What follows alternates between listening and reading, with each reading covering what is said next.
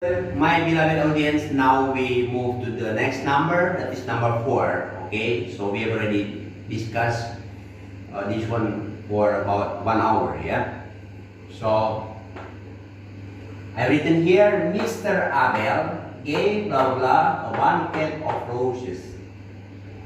Mr. Abel gave blah blah a bouquet of roses.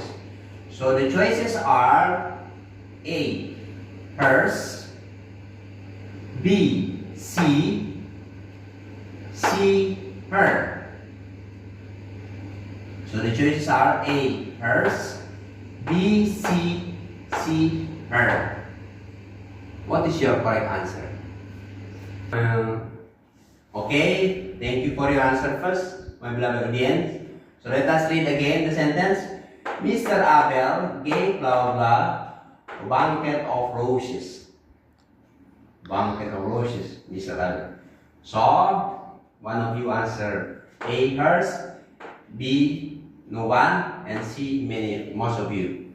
So the answer is here, should be, the correct one, it should be her, yeah? Gave her, that is object pronouns.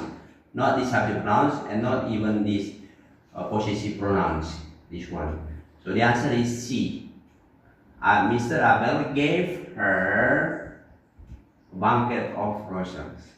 Thank you for your answer. You are all correct. And this sentence belongs to, how do you know that this one? Simple past tense again. Simple past tense.